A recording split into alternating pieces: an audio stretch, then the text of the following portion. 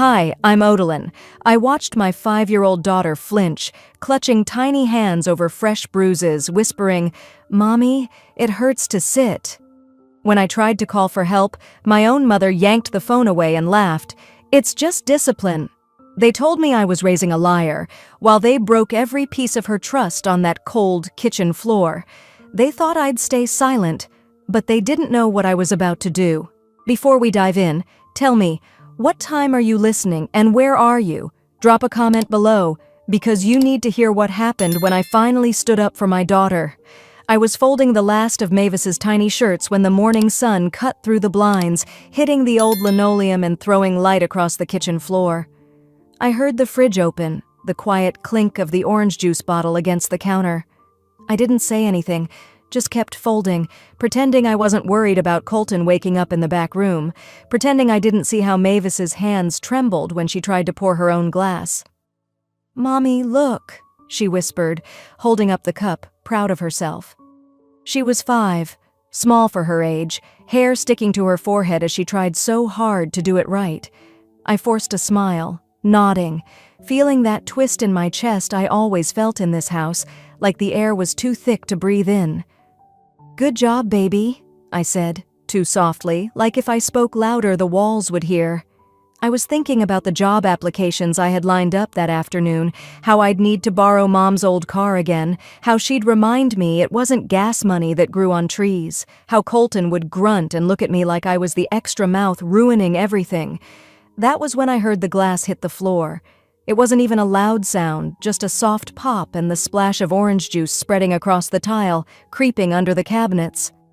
Mavis's eyes went wide, the glass rolling away from her little feet. She looked at me like I held the whole world in my hands, and it was about to shatter.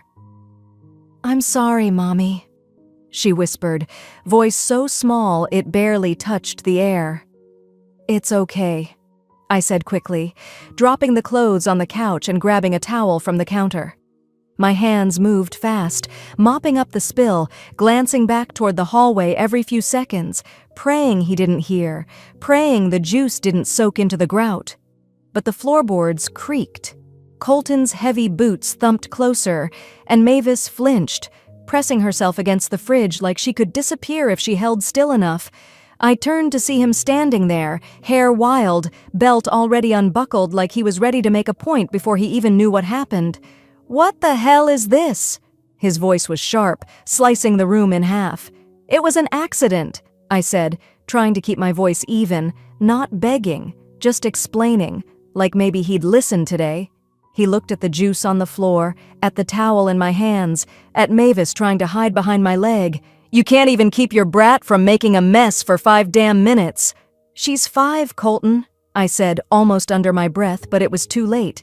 His eyes snapped to Mavis, and before I could step in front of her, he grabbed her arm, pulling her out from behind me. She whimpered, tiny hands trying to hold onto my jeans, but he yanked her free. I dropped the towel, reaching out, but he was faster, stronger. "Colton, don't—" The belt cracked through the air before I could finish, a sharp, sickening sound that made me freeze. It landed across her back, once, twice, 3 times, leaving angry red stripes on her pale skin. Mavis's scream wasn't loud, it was thin and breaking, the sound of a child trying not to cry too hard because she thought it would be worse if she did. I stood there, hands in the air like I was stuck between stopping him and holding myself together. The towel lay in a heap by my foot, soaking up the last of the juice, as if the floor had decided to drink it instead of us. When he finally let her go, she dropped to the floor, curling into herself, small and shaking. Her knees pulled to her chest, face buried in her arms, sobs tearing out of her in gasps. "It'll hurt down there if I sit," she whimpered, rocking herself, trying to disappear. I fell to my knees beside her, pulling her into my arms, pressing her head to my chest, trying to shield her from the world, from him, from everything. My hands shook as I smoothed her hair back, kissing the top of her head, telling her she was okay even though nothing was okay. Vera came in then, holding a coffee mug, watching like we were an inconvenience. "Oh, stop babying her, Odalyn, she's fine. Kids need to learn." "She's 5, Mom," I said, voice trembling. 5 and already turning into a drama queen, Vera shot back, sipping her coffee like the world wasn't burning around us. I looked down at Mavis, her small hands gripping my shirt, her body shaking against me. I couldn't stand it anymore, the smell of coffee, the sound of the clock ticking, the way Vera looked at us like we were weak. I reached for the phone on the counter, hands trembling so badly I almost dropped it. My thumb hovered over the numbers as Mavis's tear-filled eyes looked up at me, silent, begging me to do something.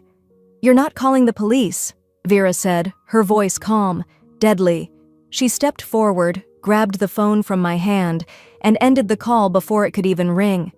"It's just discipline," she said, her eyes meeting mine, cold and sharp, daring me to say otherwise.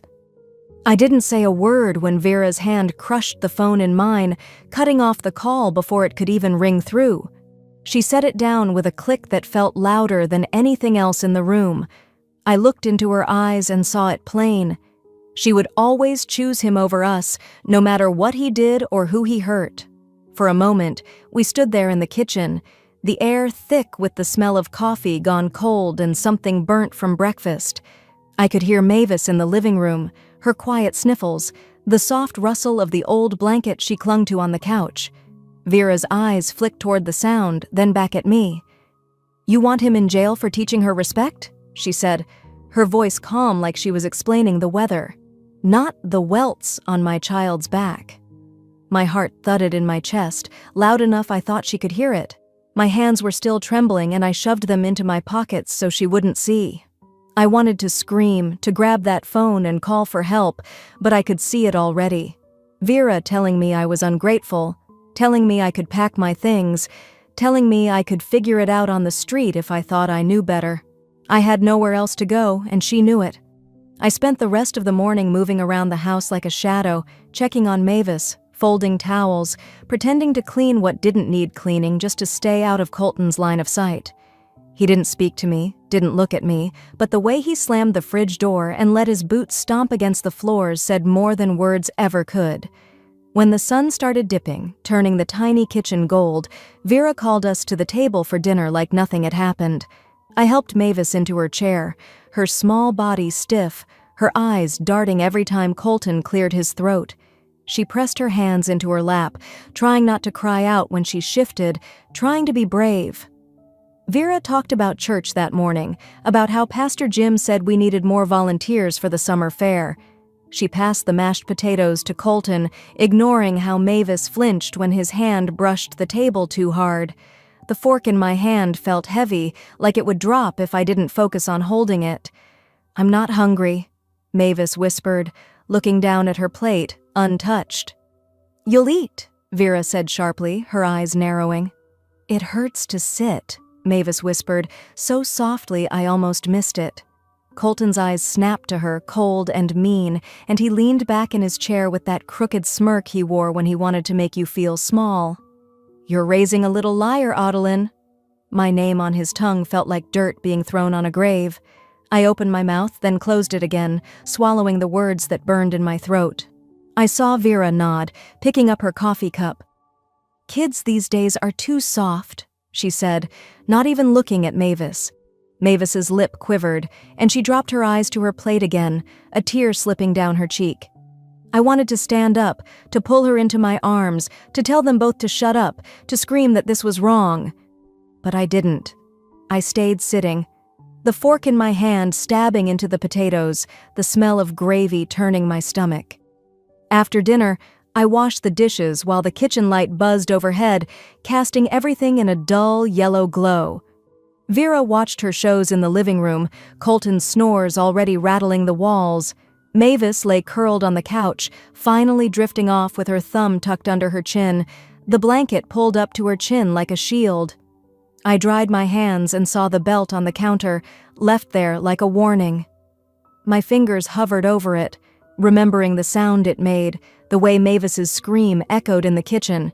My hands shook, but I grabbed it anyway, rolling it up tightly, shoving it in the drawer beneath the towels. I turned to look at Mavis's small shoes by the door, the ones with the rainbow laces she picked out herself at the thrift store. They looked too small, too fragile, like they could break if someone stepped on them. I stood there for a long moment, the house quiet except for the hum of the old fridge, and I realized I couldn't stay silent much longer. "They will not break her like they broke me," I whispered to the empty kitchen, the words heavy but true in my mouth. The next morning came with gray light slipping through the thin curtain, brushing across the mattress where Mavis and I had finally fallen asleep, fully clothed. I barely had a moment to open my eyes before I felt her tiny hand on my shoulder, her voice so small it almost broke in the air. "Mommy, I tried to be good." Her cheeks were wet, the tears cutting clear lines through the faint smudges of sleep. I pushed myself up, ignoring the stiffness in my neck from sleeping on the edge, and pulled her close, letting her hair tickle my chin as I breathed in her scent of soap and the faint lingering fear that clung to her. "You are good, baby," I whispered, rocking her slightly, trying to keep my voice calm even as I felt the heat behind my own eyes. "You're always good." She flinched when she shifted, her body stiffening as she tried to sit upright. And that's when I saw them, the dark bruises across her thighs, fading into yellow around the edges, but still angry and raw near the center. I bit down on the inside of my cheek to keep the gasp from escaping, my fingers brushing lightly against the marks as I helped her adjust. "I didn't want to spill," she said, voice breaking again. I tried to be careful. I held her tighter, pressing my lips to the top of her head, letting her know without words that none of this was her fault, that she didn't deserve any of it. She rested her cheek against my chest, and I let my eyes close for a moment, fighting the wave of grief that threatened to drown me before the day had even started. It was when I heard footsteps in the hallway that I felt it, the tightness in her back, the way her breath caught, and she pulled closer to me, her small body freezing as Vera's slippers shuffled past the door. That fear, that instant panic, was too familiar. In that moment I was 10 again, crouched at the top of the stairs while Vera's hand wrapped around my hair, yanking me down each step while her voice hissed, "You made me do this." I remembered the smell of the old carpet, the roughness against my skin, the way I tried to apologize, thinking it would stop her, thinking if I said sorry enough, it would matter. Standing there in that small room, with the paint peeling near the window and the single mattress on the floor, I realized I was watching the same story repeat itself in Mavis's flinch, her silence, her desperate need to please. And I couldn't pretend anymore that I didn't see it happening. Later that morning, while Vera made coffee in the kitchen, Mavis sat beside me on the floor with a small coloring book, her crayon dragging lightly over the page as she tried to avoid sitting fully on the bruises. She paused, looking up at me with wide eyes, her voice barely above a breath. "Mommy, will I get in trouble at school if I tell my teacher I'm scared to come home?" My heart stopped. For a moment the world went quiet, the only sound the drip of coffee into the pot, the hum of the fridge, the tick of the old clock on the wall. I opened my mouth, searching for the right words, but before I could speak, Vera's voice cut through the silence from the doorway. "You better not let her ruin us." She said it so plainly, like she was talking about the weather, her eyes hard and unblinking as they met mine. For a moment, it felt like I was that little girl again, the one who didn't dare speak back, who nodded and obeyed because it was safer. But Mavis was looking at me, waiting, needing me to say something different. "Sweetheart, you can tell your teacher if you're scared," I said, my voice shaking but steady enough. "You're not in trouble." Vera's mouth tightened, her hand gripping the coffee cup so hard her knuckles turned white, but she didn't say another word. She turned and walked back into the kitchen, leaving behind the sharp scent of coffee and the cold weight of her warning. That night, after Vera had gone to bed and Colton's snores filled the house like the rumble of a distant storm, I watched Mavis sleep, her small hands curled into fists near her face, her breathing slow and even. I traced the line of the bruise on her arm with my eyes, letting the quiet of the room settle around us. I whispered to the dark, to the ceiling, to the part of me that had been quiet for too long, "You will not carry this fear. Not like I did." I picked up my phone, the screen lighting up the room in a soft glow, and opened a new note. My fingers hovered for a moment before I started typing, the words feeling heavy but true with each letter that appeared. I will get us out. No matter what. Vera handed me that church flyer like it was nothing more than a neighborly favor, her lips stretched in that tight smile she wore when she was trying to look holy. "Family looks good in the pews, you know," she said, her voice syrupy enough to make my stomach turn. I took the flyer, staring at the glossy picture of a happy family sitting under a stained glass window, the father's hand on the mother's shoulder, the children smiling politely. Vera's eyes flickered as she watched me, looking for something, waiting to see if I would slip, if I would let her know that her threats were working. I folded the flyer in half, then in half again, pressing the edges with my thumb until they were sharp enough to leave a crease against my skin. The kitchen smelled of burnt coffee, the pot long overdue for a cleaning, but Vera liked to leave it that way, claiming the bitterness made it stronger. She moved past me, the small sway of her shoulders brushing mine as she went to the sink, rinsing out a cup as if the conversation hadn't just happened. "Church helps keep families together," she called over her shoulder, her voice light. But the edge was there, hidden beneath the Sunday softness. Later, as I wiped down the counter, Mavis shuffled in, her small feet making soft sounds against the linoleum. She avoided looking at Vera, instead coming to stand by me, pressing her side against my leg. I reached down, brushing a hand over her hair, and she leaned in, letting out a breath she'd been holding. Vera's eyes met mine across the kitchen, and there was a flicker, something dark that passed across her face before she turned away, drying her hands with a towel, folding it slow, methodical.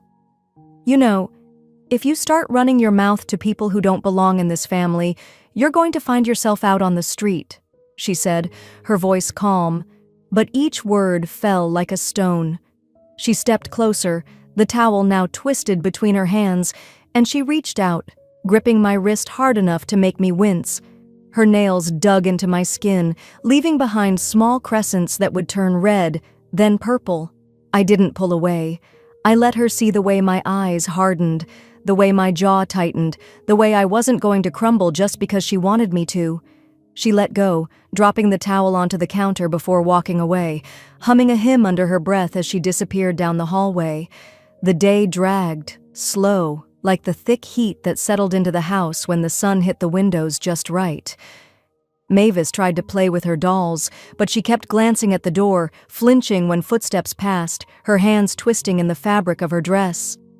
That afternoon, I stood outside the small building that housed Mavis's classroom, the air thick with the scent of grass and the faint exhaust from the nearby road. Parents shuffled past me, calling out to their children, waving goodbye to the teachers who smiled politely, their voices soft and bright. Mavis came out, clutching her backpack, her eyes searching for me, relief flooding her face when she saw I was there. She walked quickly, her small shoes scuffing the pavement, and I bent down to take her hand, brushing a kiss over her hair. One of the teachers, a woman with kind eyes and a clipboard pressed to her chest, stepped closer, her voice low as she handed me a small slip of paper. "Mavis has been telling us she's afraid to go home," she whispered, her eyes flicking toward Mavis, then back to me. My stomach twisted, the world tilting for a moment as I took the note, folding it into my palm. I forced a smile, nodding, my heart pounding in my chest as I thanked her, my voice sounding foreign to my own ears. On the walk back to the car, Mavis's voice came, soft and uncertain. "Am I in trouble for telling Mommy?" I stopped, crouching down so we were eye to eye, brushing a strand of hair from her face. "No, baby. You're never in trouble for telling the truth." She nodded, but her eyes were wide, her hand clutching mine tighter as we walked the rest of the way in silence. That evening, the house was quiet, too quiet, the kind that makes your skin itch.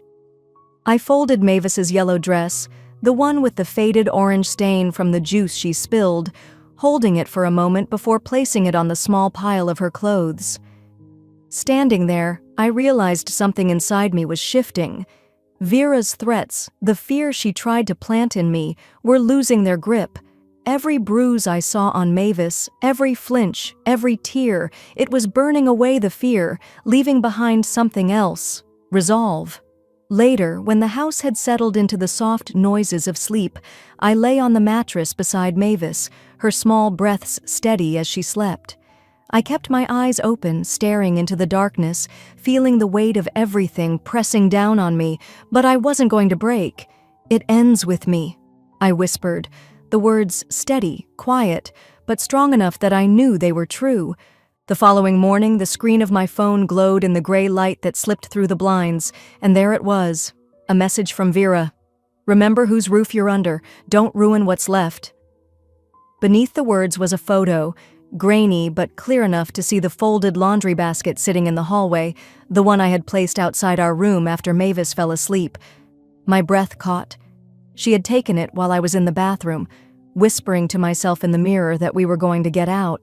My thumb hovered over the delete button, but I let the message stay, a quiet reminder of the lines she was willing to cross. I locked the door to the room, pressing my forehead against the wood for a moment before pulling in a deep breath. "She's not going to control me forever," I whispered, the words fragile but real. By mid-morning, I was at the store, stocking the bottom shelf with cans, each metallic thud a small comfort in its predictability. The smell of the cleaning products and the buzz of the fluorescent lights reminded me of every shift I had worked since taking this job, hoping it would be the stepping stone to something better. A mother passed by, her hand gently holding her little boy's, the child looking up with a tired grin as she squeezed his fingers. It caught me off guard, the way that simple touch could look so safe. It made me think of Mavis, the way she had flinched when Colton's boots hit the floor too hard, the way her eyes would dart to me, searching for a sign that it was okay to breathe. "Rough night?" my manager asked, his voice low as he passed behind me, eyeing the dark circles under my eyes reflected in the freezer doors. I forced a smile, one I had practiced too many times, shrugging lightly as I stacked another can. "Just life," I said. "Yeah," he replied, already walking away, leaving me in the aisle with the hum of the coolers and the echo of my own thoughts. When my shift ended, I stayed in the break room for a few extra minutes, letting my hands rest on the table as I tried to gather the strength to walk back into that house. I touched the corner of the note the teacher had given me, folded neatly in my pocket, a reminder that someone else had seen us. Evening fell with the heavy scent of fried oil hanging in the kitchen as I returned home. I set down my bag and found Colton leaning against the counter, the overhead light highlighting the lines in his face.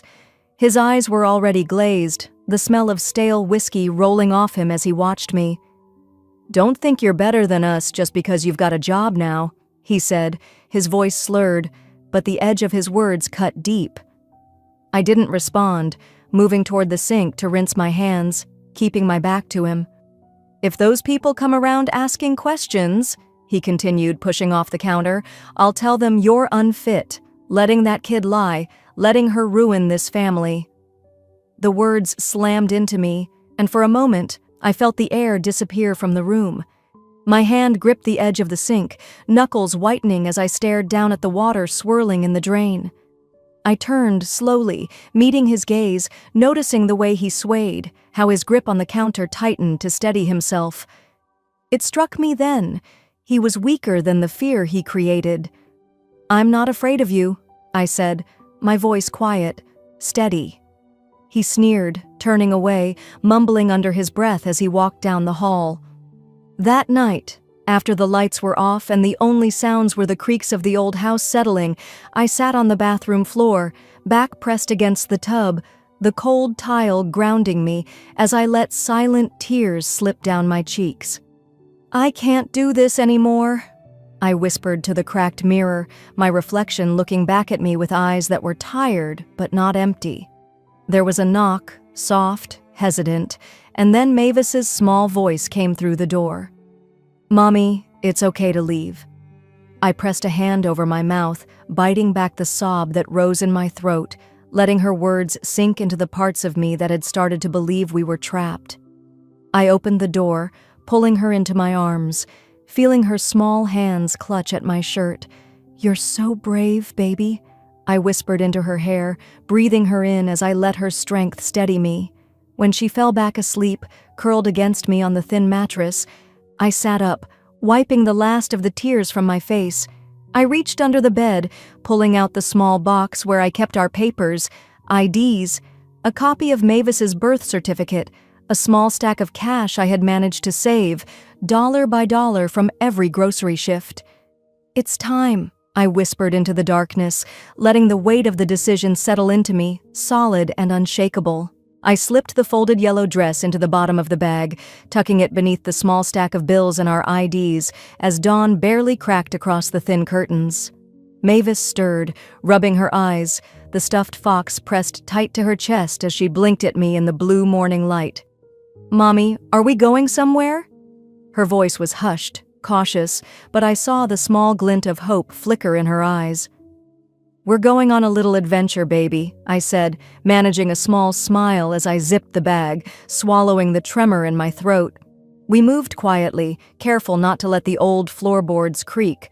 I helped her into her faded sneakers, the ones with the laces that never stayed tied, and she held onto my hand with a grip that told me she understood, even if she didn't have the words yet. She looked down at the bag, then back at me, and whispered, "Will we be safe, Mommy?" I knelt in front of her, brushing the hair from her forehead, pressing a kiss there before I answered, "Yes, safer than we've been." The house smelled of burnt coffee and stale anger when Vera's knock came at the door. "Odalyn, come help with breakfast." "Mavis isn't feeling well," I called back, keeping my voice even. "I'm going to let her rest." There was silence on the other side of the door, a thick moment where I knew she was listening, weighing whether to press further. Then her footsteps moved away, and I exhaled, reaching for my phone with shaking fingers.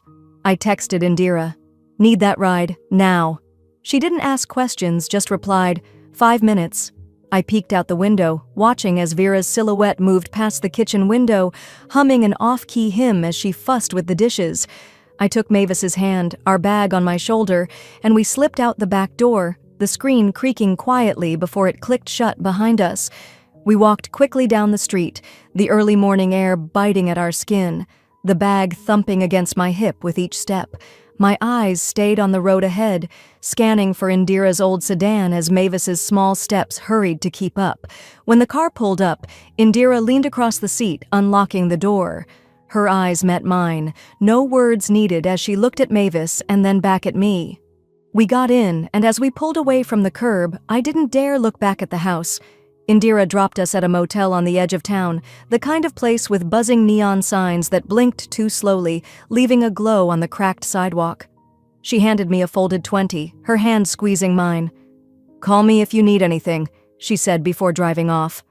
Inside the small room, the air was thick with the scent of bleach and something older, something tired. Mavis looked around, her stuffed fox clutched tight, and whispered, "Is it safe here, Mommy?" I sat down on the edge of the bed, pulling her into my lap. "It's safer than anywhere else right now," I said, letting her head rest on my shoulder as she closed her eyes. Later, with the door locked and the shades drawn, I pulled out my phone and dialed the number I had saved for days. My voice shook as I spoke, but I didn't let it stop me. "I need to report child abuse," I said. I told them everything, about Colton, about Vera, about the bruises on Mavis's legs, the threats, the fear that lived in every corner of that house. I sent them photos of Mavis's bruises and the messages Vera had sent me, my fingers trembling as I pressed send.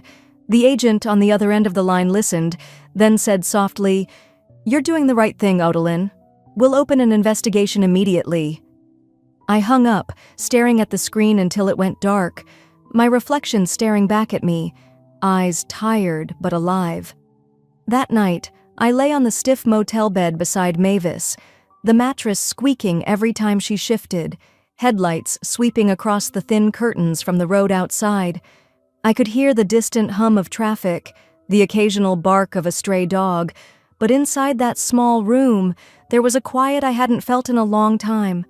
I brushed the hair back from Mavis's forehead as she slept, leaning down to kiss her temple. "We're free now," I whispered, even though I knew freedom had a price, and ours might still come due.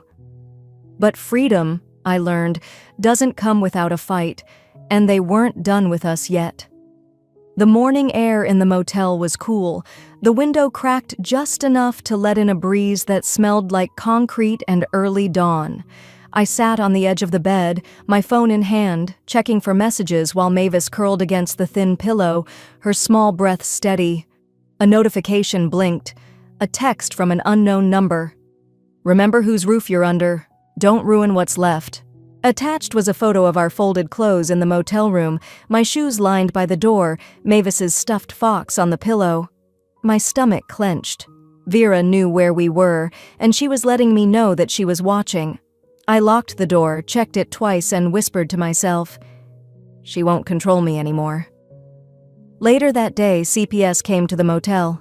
A young caseworker named Erin stood in the doorway, clipboard in hand, eyes soft but focused as she looked at me, then at Mavis, who clung to my leg, hiding half her face behind her stuffed fox. "I'm here to follow up on your report, Ms. Odlin. May we sit?" Her voice was calm, practiced, and for a moment I let myself believe that maybe, just maybe, we were being heard. They took photos of Mavis's bruises again, measured the fading marks, noted the colors, the shapes. Each click of the camera felt like a small victory and a fresh wound all at once. Mavis whispered, "I don't want to go back," her eyes pleading. I held her, kissing the top of her head, telling her she wouldn't have to. When Erin left, she said, "We will notify Vera and Colton of the investigation. You've done the right thing." The words should have felt like comfort, but they settled in my chest like a cold stone. That evening, as the sun dipped behind the grimy motel curtains, my phone vibrated on the nightstand. I checked it, and there it was. Vera's voice screaming through a voicemail, "You've destroyed this family. Do you think you're better than us? You'll regret this." Another message followed from Colton. "You don't know who you're messing with." I could hear the venom in his words, the promise of more pain, but I blocked both their numbers, screenshotting everything, saving it for evidence. My hands shook, but I whispered, "Not this time," as I deleted their contacts. The next morning, I called Indira and met her at the diner down the road. She was already there, seated in a corner booth with 2 coffees steaming between us. She looked at me, her eyes filled with worry and anger. "You know Vera's been spreading lies about you at church?" Indira leaned in, lowering her voice. "She's saying you're unstable, that you're coaching Mavis to lie, that you're trying to break up the family for money." I felt the blood drain from my face, anger rising beneath the fear. Vera was flipping the story, twisting it before CPS could act. I closed my eyes, letting the noise of the diner fade for a moment, hearing Mavis's small voice telling me she didn't want to go back, reminding me why I was here. "Let them talk," I said finally, my voice low. "I'm not backing down." After leaving the diner, I walked back to the motel, the cool morning air brushing against my face, clearing my mind. Back in the room, I sat at the small desk, pulling out a notepad and pen, writing down every threat Vera and Colton had made, every bruise I had seen, every time Mavis flinched at the sound of footsteps. I organized the photos, the texts, the voicemails. I knew this would escalate, but I also knew it was the only way to protect Mavis. That afternoon, I filed a request for a restraining order at the courthouse, my hands steady as I signed the papers. As I left, I felt a small weight lift, a sense that for once, I was not just reacting, but fighting back. Back at the motel, Mavis hugged me tightly, her small arms wrapped around my neck. "You're brave, Mommy," she whispered, and I felt tears sting my eyes, but I held them back, kissing her forehead. "That's because of you," I whispered back. That night I checked the locks again, pulling the curtains shut as headlights flashed across them. I turned off the light, sitting on the bed as Mavis fell asleep beside me, her breath soft, her small hand holding on to mine. Then a car pulled up, headlights shining through the thin curtains, stopping. The engine idled, and I heard a voice, familiar and sharp, yelling from outside, "Open this door now!" I stood there for a moment, frozen, then stepped between Mavis and the door, breathing in, ready for whatever came next. My heart was pounding, but I held steady, feet planted on the cheap carpet, as Colton's fists pounded the door again. His voice was rough, spitting words through the crack. "Open up, Odalyn. We're gonna talk about this now." Behind him, I heard Vera's voice, shrill and cracking. "You're poisoning that child's mind, you ungrateful girl." She was always good at twisting blame, making herself the victim even as she stood there, helping him hurt us. Mavis was crouched in the bathroom, clutching her stuffed fox, eyes wide and wet, her small shoulders shaking. I turned just enough to meet her gaze and mouthed, "It's okay." My hand trembled as I dialed 911, pressing the phone to my ear. "They're here," I told the dispatcher, my voice flat, "and they're not leaving." The minutes stretched thin while I waited, Colton pounding, Vera screaming, and me standing there, refusing to move. When the red and blue lights finally bounced off the window, Colton tried to shove the door open, but the deadbolt held. 2 officers pulled him back as he yelled, "You think you're better than us? You think you're gonna win this?" I didn't answer. I only pulled Mavis from the bathroom, holding her close, whispering, "It's going to be okay now." The next morning, we found ourselves at the CPS office, the stale coffee smell mixing with the tension that seemed to stick to the walls. Mavis's hand was warm in mine, her yellow dress tucked under her arm like a safety blanket. We sat there, waiting, the caseworker's heels clicking across the linoleum floor as she called us into a small room with bright lights and a cold table. Vera and Colton arrived with a lawyer, dressed in clothes that were too crisp for the kind of people they really were. Vera's eyes met mine, cold and sharp, her lips twisting into a fake smile before she turned to the lawyer, whispering something I couldn't hear. When we were called into the small courtroom, I took a breath, squeezing Mavis's hand before letting it go as we stepped inside. The judge looked tired, but his eyes were kind, scanning the papers in front of him before looking up at me. I told him everything.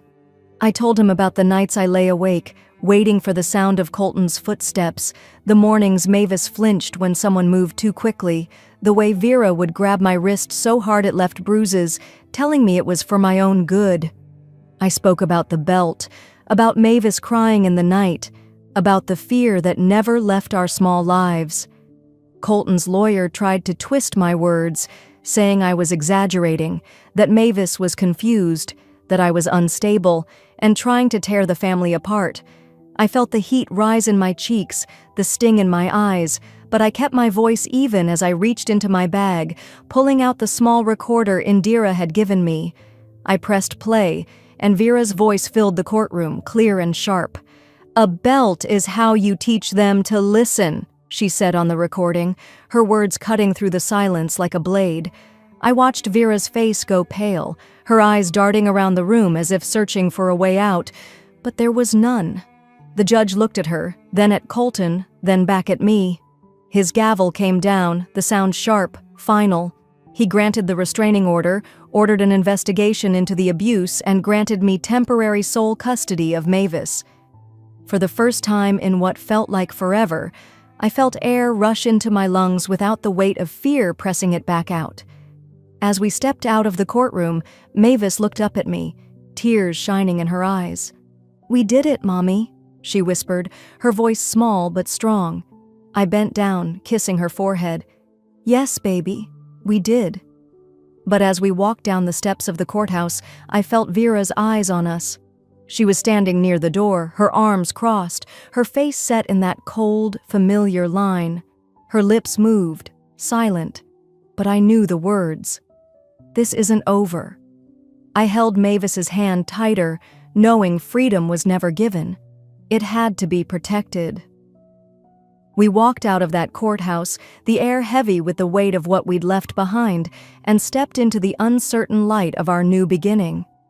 2 months later, the sun slipped through the cracked window of our small apartment, warming the second-hand couch that sagged in the middle. Mavis sat cross-legged at the small kitchen table, her crayons scattered around her as she drew swirls of color that had begun to look like hope. I was washing the last of the dishes, the clink of the plates grounding me in the quiet that now filled our space.